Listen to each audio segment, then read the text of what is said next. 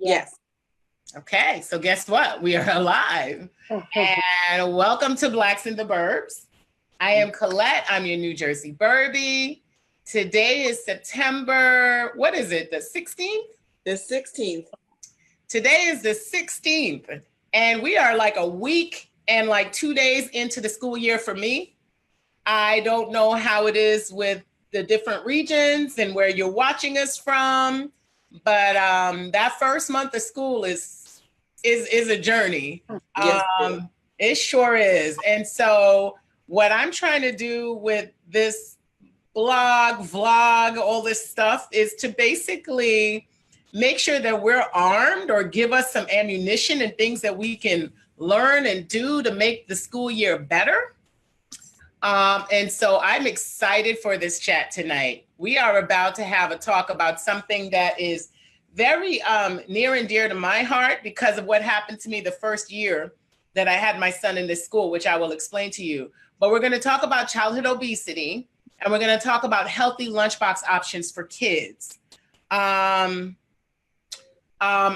So what happened to me, just so you know, you have an idea, my son started at this school in grade 1. He was at another school. I moved him over to the school in grade 1. And there was this little boy I had been watching in the school. It's the aftercare. And he was a heavyset boy, an African-American boy. And after a week, I noticed my son and him gravitated to each other, which I think is kind of normal a lot of times, right? After about a week, my son starts telling me that he's taking his lunch. His juices. This little boy was taking his juices in aftercare, and I would pack my child up with like 3-4 juices, and I, of course, became the mom. I'm like, whoa, this little boy is a bully. What is wrong with this kid? But I went to the school the next day, and I very nicely, I told the aftercare, which I now kind of regret, but then I went to the school to pick him up the next day, and I very sweetly, nicely went to the little boy, and I said, listen, stop taking my kids' juices, okay? Just don't do that anymore. And what I realized at that moment were a couple of things. The first thing is he was a little boy, he had the sweetest little voice, didn't realize what he was doing. And what I found out was that his mom was trying to help him by not putting juices in his lunchbox, right? Because she wanted him to not only lose weight, he was having issues with his sugar, right? But at that moment, I felt so bad. I started packing an extra juice for him because my juices are sugar-free. No, I always do sugar-free juices, which was interesting because I felt like his mom could probably have chosen sugar-free juices, but I just made sure I had an extra juice. And I always do flavored water with my kid too. But yeah, that was my mommy moment, and that's one of the reasons why now I'm on this journey in terms of this whole giving us more options of what we can do for our kids for our lunchboxes, because it's really confusing a lot of times. So without further ado, I want to introduce the whole crew. I've got the whole set of people here that are going to be a part of this chat. I've got Dr. Kerri Powell, give a wave. Dr. Powell is going to tell you a little bit about herself. She's a pediatrician and she's amazing. And as you can see, she's an African-American woman. She's also a mom, so she'll share a little bit about that. And I also have Ms. Tanekia Farmer, who is a vegan and pescatarian chef. Give a wave. Hi. And she is going to share with us some healthy options that we can eat and prep for the week as we're preparing our kids for school. And then a fellow mom, Miss Peggy Beane, looking very skinny these days, I have to say. Peggy lost a couple pounds. She lost a few. That's awesome. You look great. You look great. I'm worn out. Yeah, it happens. So, a lot. It comes with hard work. I know that. It's easy to put it on. It's just hard to take it off. Mm-hmm. And so now we're ready for the chat. So I want to start by just naming a couple of stats. And I mentioned them in the intro that I did about the show. And it's basically where we are as African Americans with our kids and obesity. 14% of African American children between ages 2 and 5 and 19% of African-American children between the ages of 6 and 11 are obese. And the number is growing rapidly. Within the next 5 years, they're expecting those numbers to go up another 9 to 10%, which is concerning. A lot of it probably has to do with, environmental factors, because I noticed that, some areas you'll find kids being a lot more obese than others. But Dr. Powell is going to share with us a little bit of why she thinks these findings are what they are. But it is very concerning because I see it just being around the playground and even being in the pediatrician's office. So, I'm going to start by just, I started with those stats and I'm going to say a cheers. Tonight, I'm sipping on a Moscow Mule without the vodka. So what is this? This is a mule or a Moscow? I don't know. Whichever one. So cheers, and cheers to you, Peggy. I don't have anything. That's okay. That's okay. We'll get you next time. I know that you were rushing today. Yes, I was. And cheers to you, Miss Tanekia. What are you sipping on?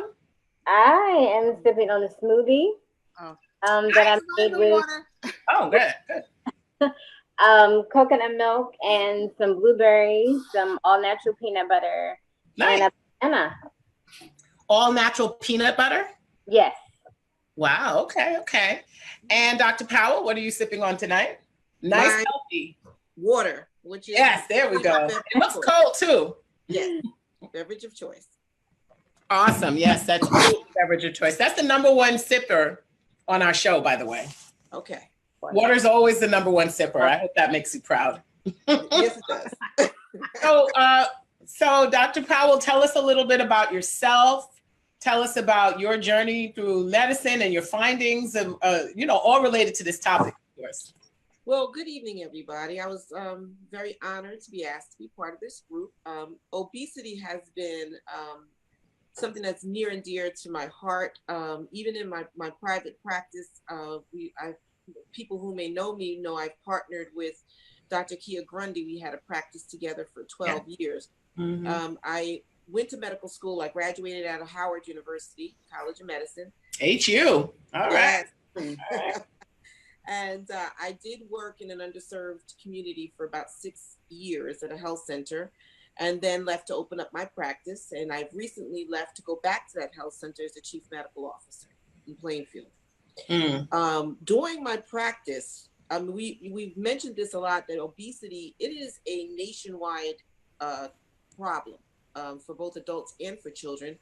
But like most diseases, African Americans tend to suffer at a higher rate and be at a higher risk than the general population. And actually, they have studied to figure out why that is. A couple of things: socioeconomic factors. You tend to have in our neighborhoods, we have more bodegas, more fast food restaurants that are targeted in our neighborhoods, and less access to fresh foods, fresh markets, and fresh fruits and vegetables. And that is a known statistic. And also they've looked at the advertising. A lot of the fast food advertising include people of color. If you notice that they're targeted specifically to us and about us, and they play music and they put people on there, and that's targeting toward our population.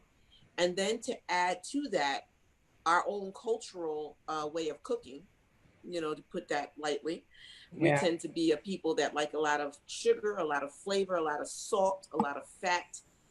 That is traditionally the types of dishes and foods that we have grown to appreciate. And I think we all appreciate it.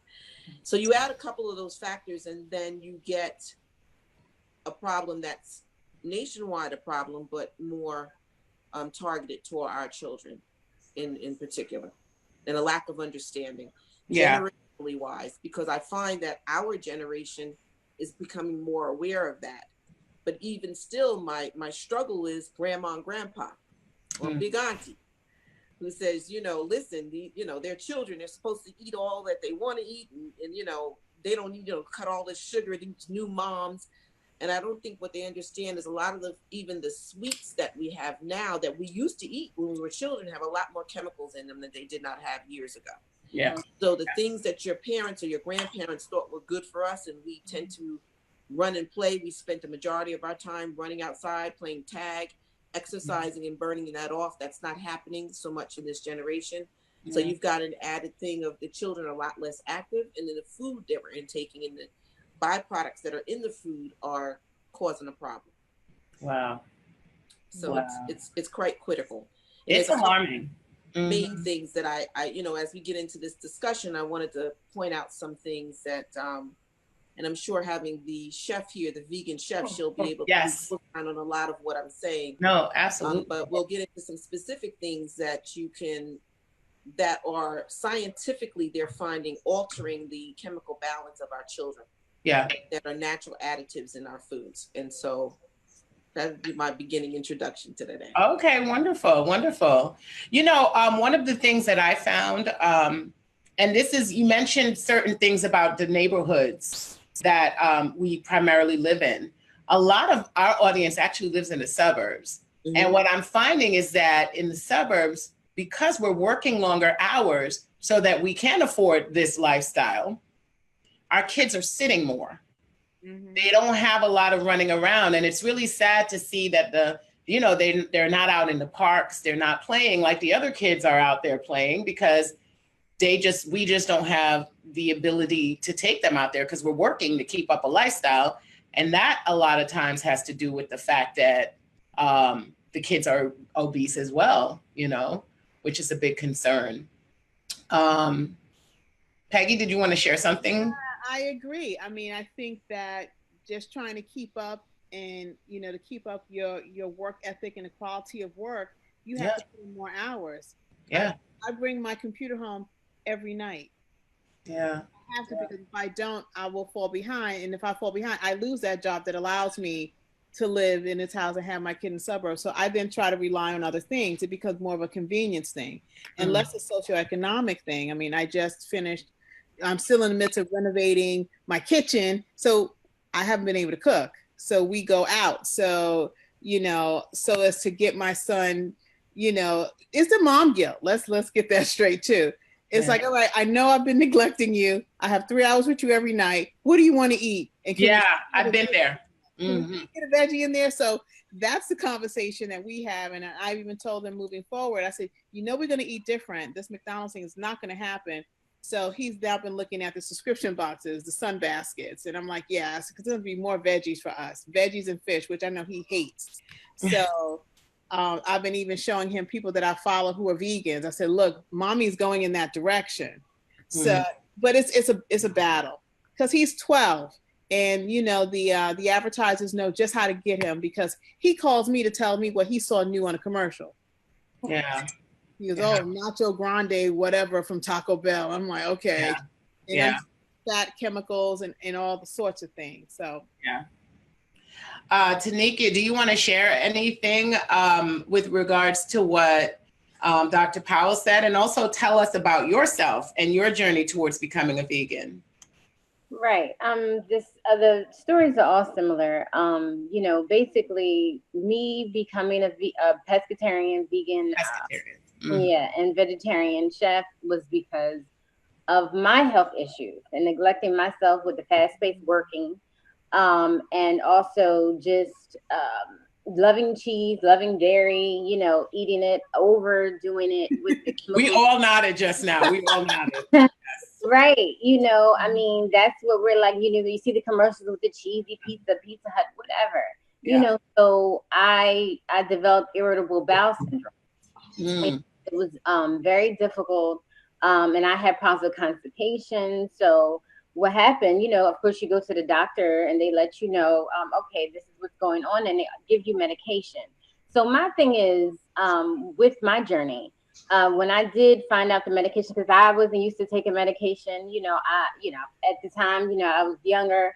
So it's like, what are the other alternatives? So I started looking into other things, what can I do to help myself without taking this medication? So, and that's what I did. I cut out meat. I cut out dairy. I cut out processed foods for myself. It's difficult. It's difficult because even in supermarkets, some of them, depending on where we live, the stuff that I want or need is not readily available.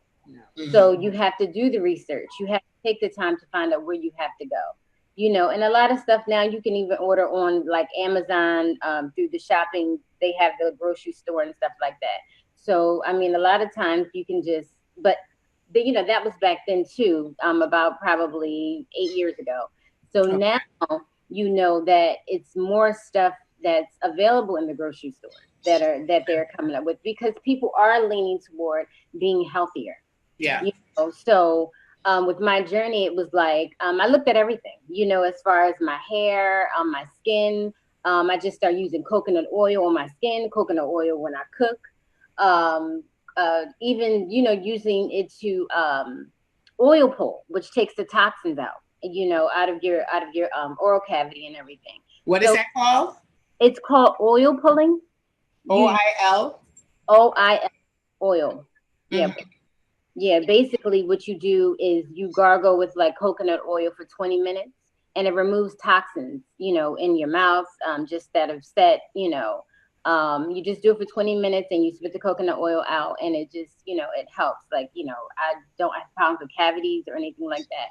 So just looking at things like that. And like I said, we have the internet readily available to us. So when we have the time, it's just good to just look at different things and other alternatives, just so we can stay healthy, because that's what's important, you know, especially for our kids. So like I said, you know, I just went on a whole journey of just like trying to look into what's poisoning my body and my temple, you know. And that's where it went from hair and the food and everything that I put on my body.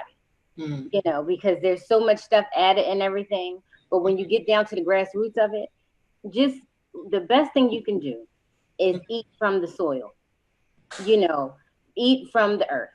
You know, that's the best way to really, you know, get rid of different things and not have to go through, you know, having these diabetes and children having early stages of diabetes, etc. It's just the grassroots of just eating from the earth. That's where it's going to start. And then you build upon that. So I have two questions for you. The first one is, explain pescatarian, because I get very confused about that. Right. I know what vegan is, but because it's know nothing, because I actually went vegan in January. So I literally cut out a lot. Now I would call myself, I'm not sure what to call myself, because I still don't eat any meat. Okay. But I do have cheese sometimes. I can't. So you're a vegetarian? I'm a vegetarian. Yes. So what exactly is pescatarian? Because I get a little bit confused about that. Okay. So pescatarian is basically a vegetarian, but fish is added in the diet. And some people do shellfish, and some people do, you know, all types of fish. You know, I do fish as well. I do, but it's usually wild caught, and I don't do shellfish. Okay. Yeah. Why don't you do shellfish? I'm just curious. Usually they're bottom feeders. So that's just something I chose not to do. And I do wild caught fish because the farm raised, it seems like it's a lot of issues with the farm raised. Yeah. They're adding different things to those too. So okay. Important point that I would want to, because a lot of people assume the farmed fresh fish is safer. You know, they would assume that if it's farm fresh, because there's so much pollution in the water, that the farm fresh is safer, and it can be it's one of the worst things. Like tilapia is one of the worst fish. Worst fish. Yes. Yes. Tilapia has found to been poisonous. It's got a lot of things that are going on with tilapia. I would avoid it as a fish, period. Yeah. And anything that is farm raised. They what they do to cut costs is they feed those fish a lot of garbage. Yeah. And so it's to cut costs. They feed them a lot of poisonous, you know, the worst types of diets. And it's actually even seeping into the environment, into the other wild fish that they grow these fish in the same types of environments. So if as much as you can, wild caught fish, but be careful, because salmon and mercury can be a problem. You really have to pay attention to you even when you're eating fish, unfortunately. Okay. That's interesting. Did you have any questions, Peggy? Yeah, I mean, because, you know, I've been eating, you know, more fish myself. And I mean, to me, it seems like most of the stuff that I see at the fish store, these are farm raised fish. I mean, because how can you have such an abundance of these fish and they're caught naturally? You know, I think they rely on that, certainly. You know, I mean, shrimp, bottom feeders, crab, lobster. I mean, it's almost something that paralyzes me in terms of what choices that I make. Yeah. even, you know, GMO products, was genetically modified, even with things that are growing from the ground. They're doing things, you know, to make you to have the lettuce and the tomatoes and all that. So, I mean, I am in fear of it all. Yeah. You know, I mean, I definitely try to eat stuff that is in its natural form, but how do you get a kid who is influenced by, you know, media, social media, what their friends eat? And, you know, it's a constant battle with my preteen about what to eat. You know, he's now gotten this thing where he's like, I want a double quarter pounder with cheese. And I'm like, that's a half a pound of beef. Mm-hmm. Yeah. And then I said, do you know how long beef stays in your stomach? Like, he's not interested in all that. He's like, I'm hungry. What do I do? You know, if I do have to do a McDonald's or a Burger King, what can I do to stop the war that we have? We have a war every time it's time to eat. Mm. Yeah, I would like to address that because I get that a lot, counseling parents and their children when they come. And being a mother of 3 and having had my first 2 in residency, I can understand the oh God, your children, to keep them healthy in the time in the beginning of work. Yeah. And what I'll say to parents is, remember, you're their parent. Right. And a lot of what I think our generation is losing is the firmness of the guidelines. Yeah. This is what you're going to do because I said so approach. Mm. And we've loosened up a lot of those things where we feel like we need to have a lot more, you know, they have a lot more rights, so to say. You know, they don't want to do this, they don't want to do it. You remember growing up, your parents put your food in front of your plate. They didn't make several different meals. They made that meal, you were going to eat it. And you weren't going to eat this, and you were going to follow what they said. And I don't say this lightly because, again, I have 3 children. I go through it as well, the pushback. You know, I don't want to eat, I want to eat this. So we're at Burger King and McDonald's, and we all find ourselves in that line scratching our head. Even if you're there are different levels or different choices that you can make. There are salads there, although I kind of cringe with some of the lettuce and things that you're buying from a fast food restaurant. Yeah. But what I will say is trying to get children in this day and age to kind of live in a vacuum is very difficult. Mm-hmm. If you, though, create an environment once you step through your door. So one thing my children know, I never buy in the house. I don't buy juice, whether it's sugar-free, fat-free, whatever. I don't buy juice. I don't. No juices. No juice at all. Wow. If you open up my refrigerator, you will find fat-free milk and water.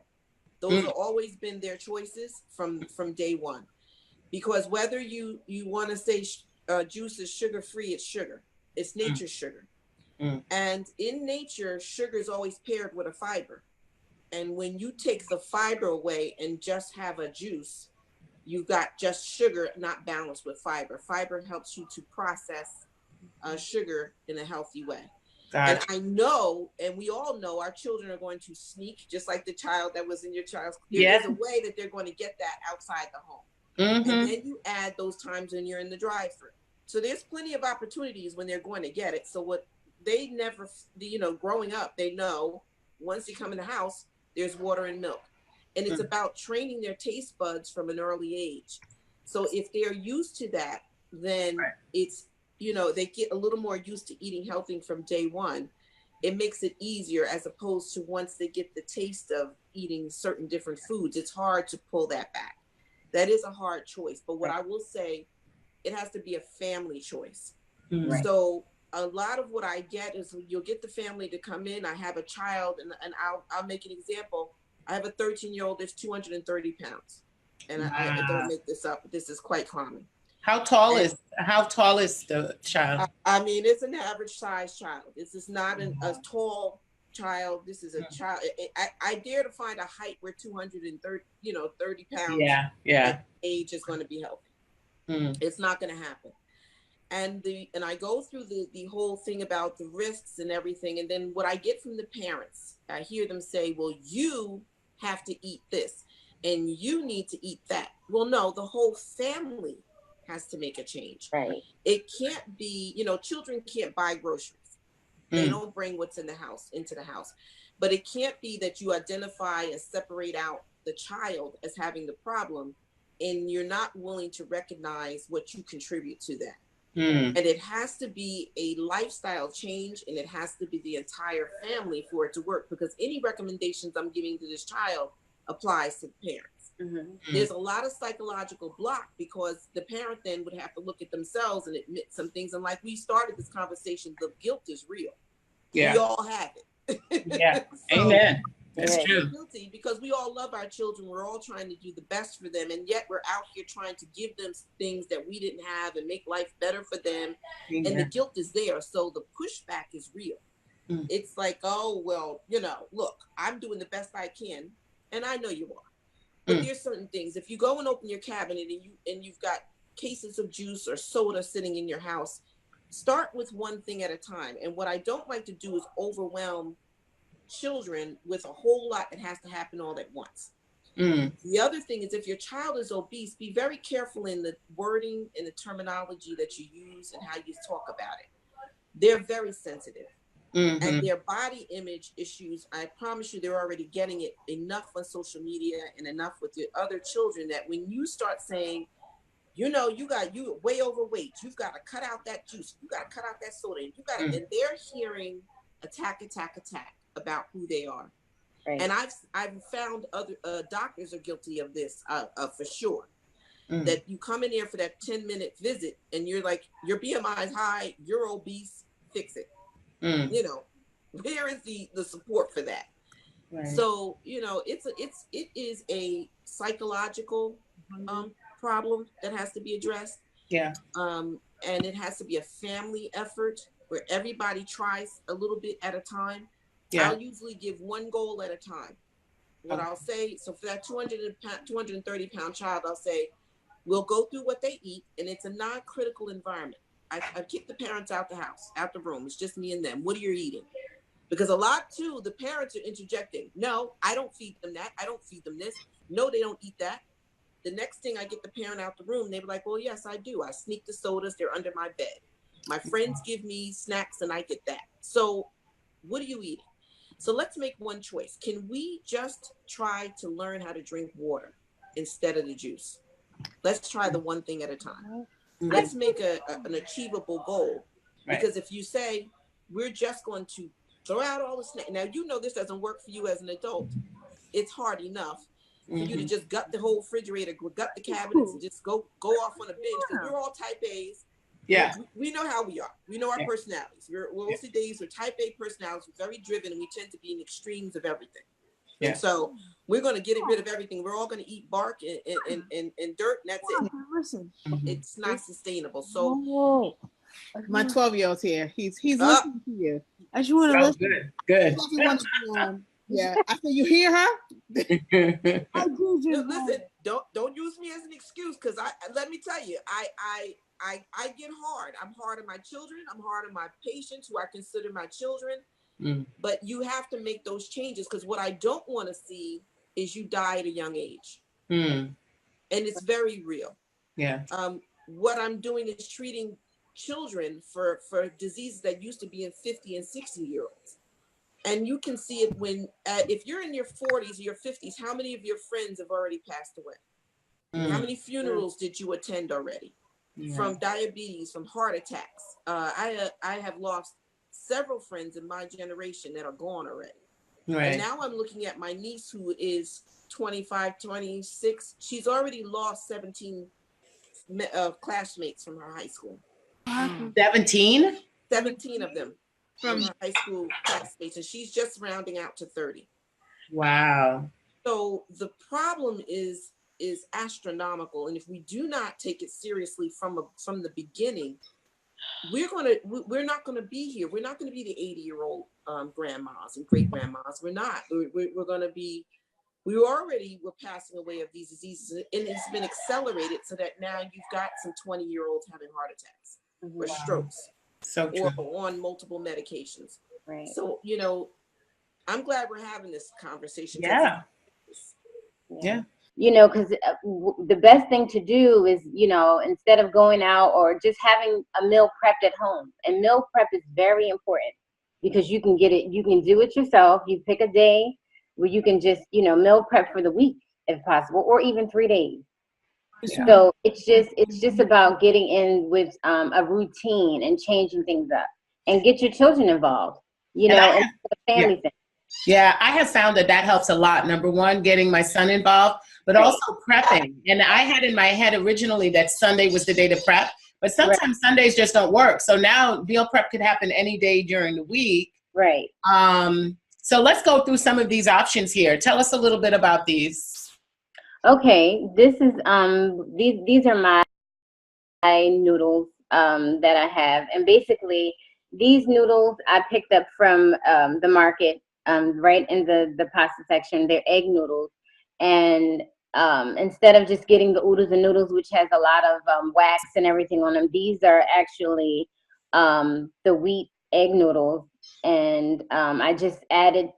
It's simple. Just added them to some hot water with broccoli, and I did add some mahi fish, and I added some carrots, just a bunch of vegetables, scallions, onions, and just added the vegetable broth in there, and a little pepper with some onion powder and a little garlic powder, and that's it. And they're very tasty. And this looks yummy. Yeah. I was going to say, what say you, pediatrician, Miss Dr. Kerri Powell? Is this approved? That looks good. That looks very delicious. Yeah, it does. It does. Yeah.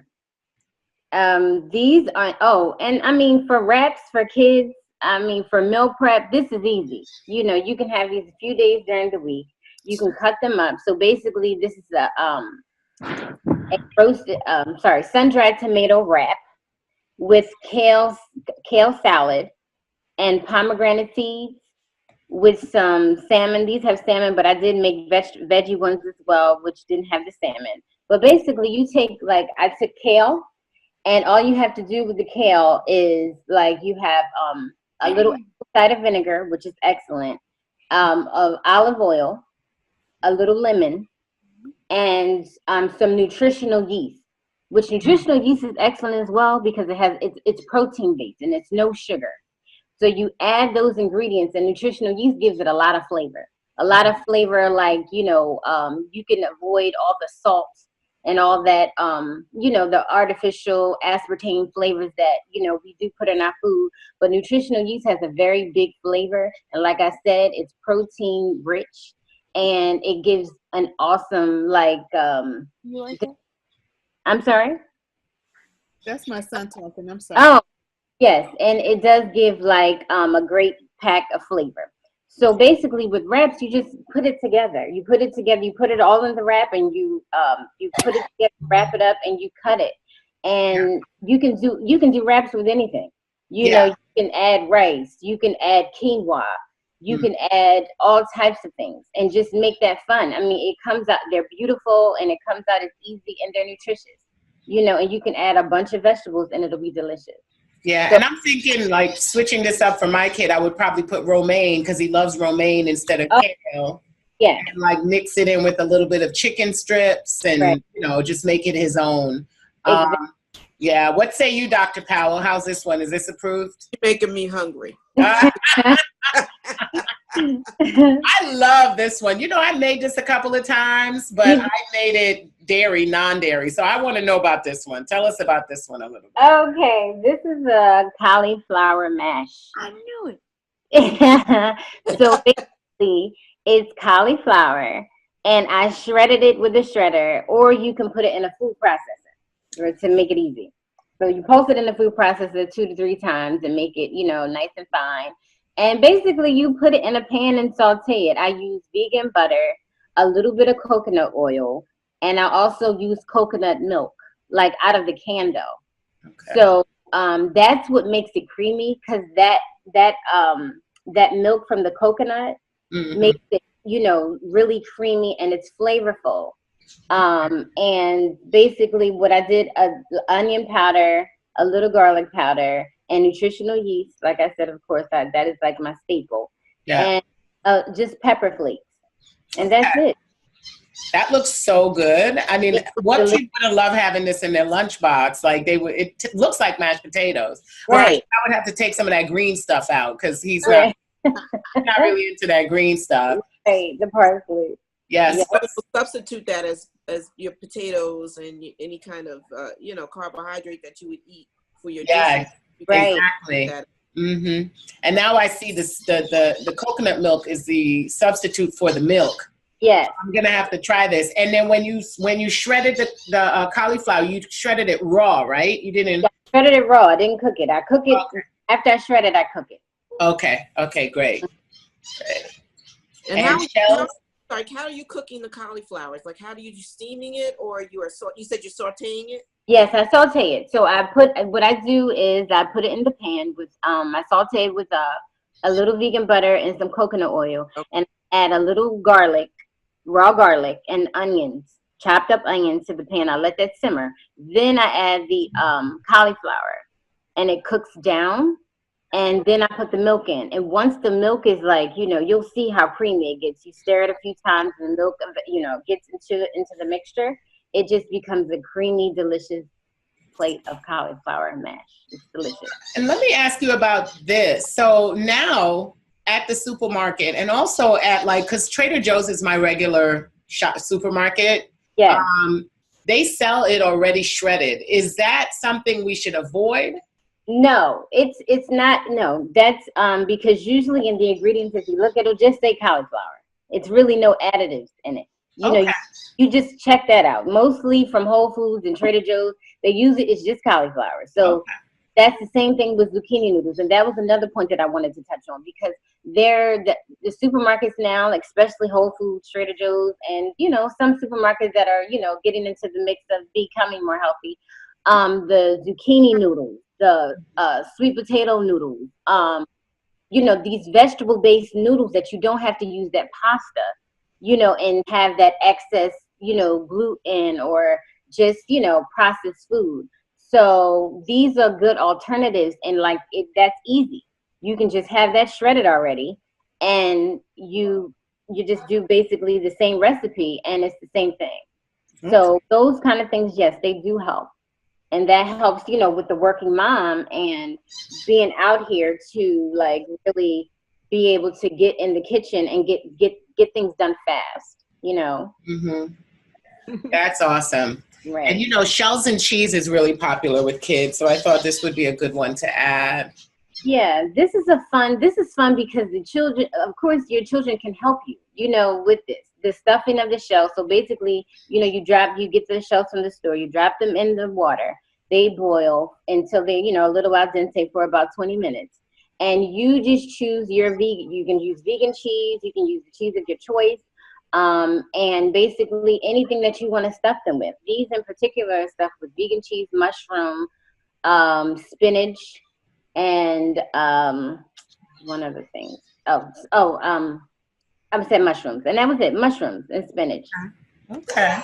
So yeah, so it's just a sauce, a spaghetti sauce. This is a sugar-free sauce. Mm.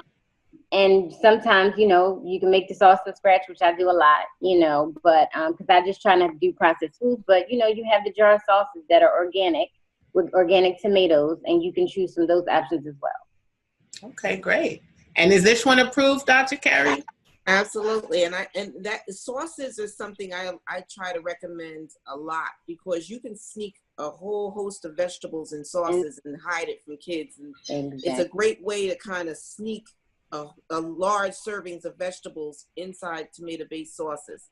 Yeah. And they don't know the difference, and they'll eat them. And so, sometimes you got to be strategic and not always tell them up front, these are zucchini noodles. I promise if you switch them out and just put them like they were regular noodles and you wouldn't tell them, they would never know the difference. Right. And they come with preconceived notions a lot about what food is going to taste like, and they judge it before they even eat it. Mm-hmm. So it's a matter, your child, every child is different, but you kind of got to try some new things and have them, like you said, have them participate. I think is a wonderful, wonderful choice. Mm-hmm. There is some things that I would like to make parents aware of. And one of those things is fructose corn syrup. It is an additive that is in a lot of foods. Yes. It's juices, it's in bread, it's in crackers. And that is scientifically, you know, a lot of the studies have shown that fructose corn syrup are making children become diabetics in and of itself. It's causing insulin resistance. So if, you know, reading packages, as you were saying, your package, when you turning around, it should only have 2 or 3 ingredients. If you're past that, then you know you have too much in your package. And you really about being familiar with labels. But anything that says fructose corn syrup or anything with an OSD on the end, those are sugars. And of those sugars, the fructose corn syrup is and it's FDA approved. It's allowed to be in foods, and they are now linking this with diabetes, early onset diabetes in children. So if you could, you know, if make quick choices of at least making sure you're eliminating that out of their children's diet. Okay. Wow. That's unbelievable. You know, I've always, when I was young, I remember taking fructose corn syrup out of my diet. When I was a teenager, I started getting really, really chunky. And I took it out and I ended up losing 10 pounds out of nowhere. And from that point on, I always thought that fructose corn syrup was the devil. I have a question for you from Renee Vitullo. Hello, Renee. She wants to know, are there any good cheese substitute brands? I can't quit cheese and I need to. And just so you guys know, Renee is the young lady who I mentioned to you before that was going to join us. She had some issues with her headache. So she's married to an Italian man. So, you know, I'm sure cheese is this center core of their lives often. So this is a very good question, Renee. Okay. Can I chime in on that? Yes, please. Okay. Okay, so yes, because I was a cheese lover, that was very, very hard for me. But discovering and going through all types of cheeses, vegan cheeses, the best one for me is the Daya or Daya. Like it's the Daya. They're in supermarkets everywhere because that cheese is basically is made from cassava root, and it melts very well. Oh, okay. It melts very well. I mean, it's like I would use it like so what you would put in as far as like a regular cheese portion, I would use half of it because it's, you know, too much of it for me. The taste is a little overwhelming, but it does give a good cheese flavor, and like I said, it melts. And that's what I did put in the stuffed shells. And usually if I make pizza or whatever, that's the cheese that I use because it does have a creamy consistency. And the other one is Violife. It's VIO Life, LIFE. That cheese is absolutely amazing. I think it's from Switzerland, if I'm correct. But they ship it here in Canada, and it's just, they've done so well. And it's also a plant-based cheese. They've done so well with mimicking its flavor as far as like it melts. Like you can make mozzarella sticks with it. It's wow. that. Yeah. So they have so I ordered offline. I go to their website and I order offline. Now they're starting to stock it in Whole Foods. Oh, great. Yeah. So that cheese is the best. And they have ricotta. They have mozzarella. Yeah, they break it down. So they're doing really well in that market with cheese. So I would definitely refer them. Yeah, suggest them. Now, do you have any suggestions for cheese lovers? Because I'm a cheese lover, so I have to try that myself. Because I love cheese. And again, for me, when things that I love that I know are not good for me, just cut back. If you're not able to eliminate them, it's in moderation. Right. A lot of times we're not able to, everybody can't just eliminate maybe cheese out of their diet. But what I will say is do not eat so much of it, just a little bit of these things and not a lot. And I think you made a great point. Let it have grown on the ground. I said, if the sun didn't shine on it, it never ate grass and the dirt never touched it, don't put it in your mouth. That's right. So it's so important because a lot of people are into substitutes. Artificial sweeteners, I think, are the worst thing you could possibly ever put in your body. I'd rather you eat sugar cane. Right. Because at least it grew from the ground. I'd rather see you do that than eat any of those sweeteners that are on the market. And just a little history about artificial sweeteners, some of the original sweeteners, they found it at the bottom of an oil barrel in oil refineries. There was this black gook at the bottom that they tested and found that it was a sugar compound. And that was what they marketed as the original artificial sugar. And that after it started causing cancer, they decided to pull it. So a lot of these things that you see that you think are better for you are not. Let it grow from the ground, let the sun hit it. If it's something that's not very good for you, cut down on it. But do not use, fat-free products are very bad. They usually have a lot of salt, high salt content, a lot of chemicals, because you have to know that these companies have to make their money. Right. And so they're going to make it taste palatable in some way. So I'd rather see you cut down on it than to use these kind of substitutes. Right. And I want to make a point on the sugar. So being that the sugar it definitely is a problem. And as far as, the sweeteners, the aspartame is really like that. It's cancer causing. It's horrible. Right. So a substitute for that, especially for, moms and teenagers and kids, I feel is maple syrup, because first of all, that's processed and harvested from the maple tree. So it's it's not, and it has all of these, acids and minerals that are also healthy as well. I mean, it's a sweetener, it's sugar, So you do have to be mindful, but it is a good substitute. And it's not like, the maple syrup, the organic, straight from the tree, grade A or grade B maple syrup, not Aunt Jemima or anything like that. Not Aunt Jemima. Right. Yes. But those are sweeteners, like you can add a little in tea, but you can use that as a sweetener and it won't alter the flavor. It's really light. So that's another alternative for moms too, when, they're debating with this sugar thing, because it is hard, What about agave? Yeah, agave is good, but it's sweet. It's sugar. Agave is similar to sugar cane. Right. Okay.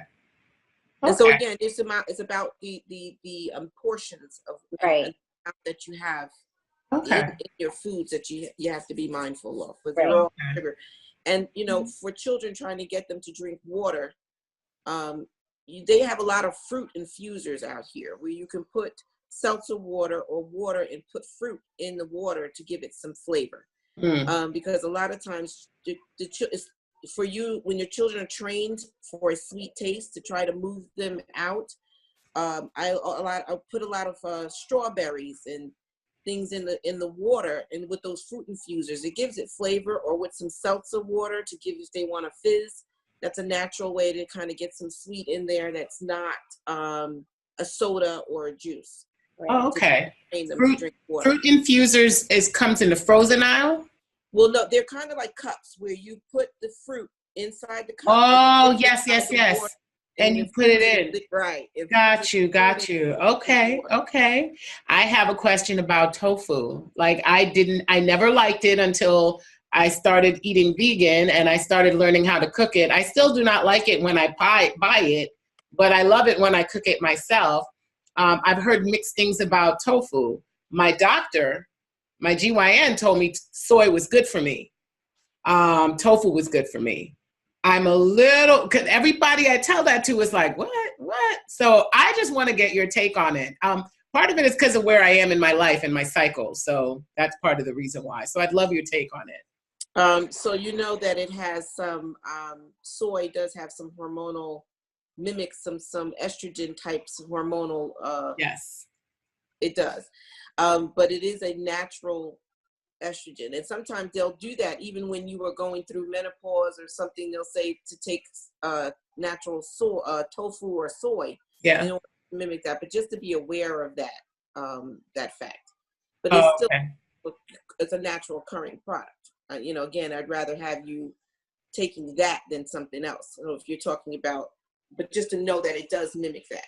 A lot of medications that are out here are based on plants or things that were noticed in nature, like birth control pills. That started because of the Native Americans and the Africans that were eating certain plants in order for them to avoid pregnancy. And once they tested those plants, they figured out that they had some sort of estrogen or progesterone base to them. And that's how they came up with those products. So these are naturally occurring things that are found in nature. And yes, they can have some hormonal basis to it. But again, this is natural versus artificial. Okay. All right. I saw you make a face. Tofu, soy, no good? Yes, I made a face because I tried to avoid tofu and I tried to avoid soy. Because of what's happening with Monsanto now, a lot of, mostly in America, mostly all of the tofu and the soy that you have is going to be genetically modified. Even the organic one? Well, that's what I was going to say. The next step is just to look at the organic. It just depends on where it's coming from. Okay. But mostly tofu and soy is genetically modified. The Monsanto has control of those seeds. That is a moneymaker. And so I personally just try to stay away from it. The organic, it should say non-GMO. Okay. Yeah. Okay. Thank you. Yeah. Do know with the genetically modified things, originally the laws did not protect you to get notified that things have been genetic. Right. So it's almost you almost feel like it's an uphill battle. They're putting things into our food, especially in the United States. They put things into our food system, and they do not tell you when it's genetically modified, like the meats, and they're not legally bound to tell you it's genetically modified. Right. It's really the people who don't genetically modify it who make a big deal of it because they scare you, and that they feel like that's more of a moneymaker. But they really do not need to tell you that it is. Okay. It's more so that they use that as a marketing tool that it's not. So it's really interesting how our Food and Drug Organization Association in this country is lacking, to say the least. Crazy. Well, I have a question. As a busy mom, I don't have time to even shop, so I've been really trying to look at all these plethora of delivery services. Are there some better than others? Like I found out that Unilever owns Sunbasket, so I'm gonna stay away from Sunbasket because that's by Unilever. Because I don't know how true to being organic their offerings are, simply because they're a packaged good company, and see that's because of our other life in marketing. So, what would you suggest? I know my son is interested because we are now researching what will work for both he and I. Right. And I just don't know. Is it Blue Apron? Is it Fresh Direct? I don't know. But I need some help. I need somebody to deliver stuff so that I can cook it and it's healthy. I mean, I need the convenience. I just don't have the time. Right.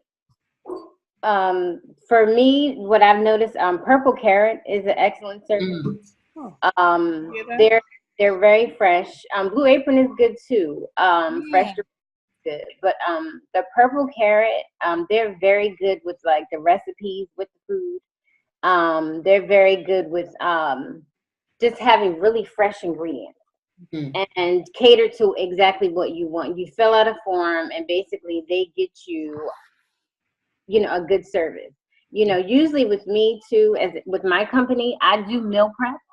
But I cook and I deliver the food, or I prep it to the point where like you can, you're basically at the step where you can just cook it, so it's all about, so like I said, Purple Carrot, and it's all about just because you just have to be careful with who you're getting the food from because you don't know where they're getting the food from. But Purple Carrot is known to have like organic, good grains of food, good quality food, so yeah. And that's a piece of my business also that I do because it's the same, just trying to give people the best quality ingredients, but like having excellent food, at the table. You get to have excellent food at the table. And that's why I started my company, because it was hard out here for pescatarian, vegan, vegetarians. And it's like, oh, like you made a comment, oh, eat bark and trees. But yes, that's how it was. But to get like real flavor and get like good quality food that is sustainable and healthy, but delicious from the root of where we come from. That's what I wanted to do. because all the women in my family cook. So I mimic the flavors just with healthy ingredients. That's it. Very nice. That's helpful. Mm-hmm. And speaking about involving your children, what I found now, especially when your children are starting to become teens, teach them how to meal prep. So I'm at this phase now where I call home and I'll say, cut up an onion, cut up some peppers for mommy, throw out a chicken breast, get it all prepared. So when I walk through the door, I can just go ahead and start prepping. And it gets them involved in the process. It teaches them how to cook. So when you're on the weekends, you start showing them how to do prep vegetables, how to prep meats, how to clean things. And then so when you get them comfortable, then you can pre-plan those things. They get home and they're out of school at 2:30, 3 o'clock. And you're generally, if you're like me, I'm rolling in at 6:30, 7 o'clock. Right.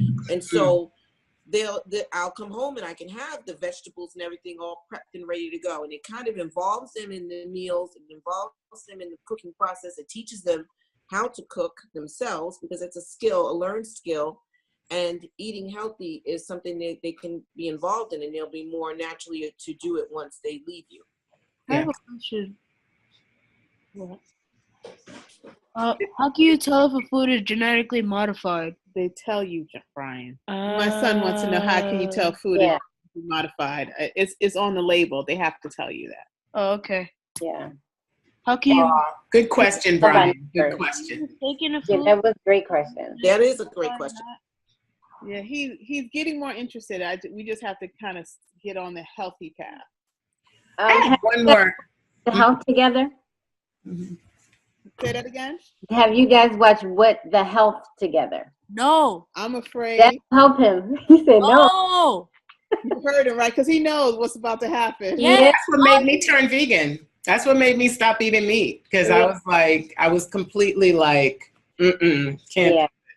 Mm-hmm. Yeah, we are planning on seeing it, right? No, we're not. Never discussed it. It's good information. So I have a question about nutritionists. What kind of a role could that play in terms of helping out, and how is it necessary to have a nutritionist to help you through your journey? Because they can be pricey, but I think that if you know you're going to be effective from having one, it's worth the money. What do you think about that? I know that I use nutritionists as part of the care team, especially when I have children that are in trouble. And if in order to give them an idea more so of what they should be eating, teaching them portion sizes, teaching them about different types of foods, the classes of foods that you need to be ingesting, I find that they're helpful. But it's kind of something that you have to incorporate into your own lifestyle. But a lot of times, if you do not have an idea of portion sizes, if you don't have an idea of food classes, and you're not familiar with how much carbs I should be eating a day and how much protein is going to to turn my metabolism around, I find that they are helpfful in being part of the team. Okay. And Tanekia, do you have any? I totally agree. Totally agree. Awesome. It's a wealth of information that you can get from a nutritionist, and it's better to know, especially when you're in a place where it's unhealthy and you're on the verge of being susceptible to certain diseases or anything like that. It's definitely worth it. Wonderful. All right. Well, I guess this concludes our chat. Unless Peggy, do you have any more questions? Do you guys have any more things you want to say? I would love for each one of you, starting with Dr. Powell, to just promote, where you are, what you do, and, and then to you, Tanekia, after Dr. Powell. Well, right now I am the Chief Medical Officer at Neighborhood Health Services Corporation in Plainfield. That's the multidisciplinary health service there. Obstetrics, dentistry, adult medicine, pediatrics, vision, HIV. It's kind of a comprehensive care place. And it's on Rock Avenue in Plainfield. So do drop by and visit. And especially if you are in need of healthcare, please reach out. Wonderful. That's great. Okay. My name is Tanekia Farmer, and I do have a catering company called Veganique. And I can be reached through veganique.com. That's my website. You can, if you have any questions, you want to know some answers to about food or anything, you can reach me at veganique@gmail.com. And I have an Instagram page of Veganique. So if you have any questions, I do catering, I do meal preps. Like I said, just, inquiries, let me know. I'm available. I'm here. And it was You're in what region? Oh, I'm in New York. I service New York and New Jersey. Oh, you service New Jersey? I didn't know that. Oh, that sounds great. Well, yes. alrighty. Well, thank you. Thank you, Dr. Powell. Thank you, Tanekia. Cheers, everyone. Have a great week. Cheers. All right. Take care. You too. Thank you. Thank you. Bye-bye. Bye-bye.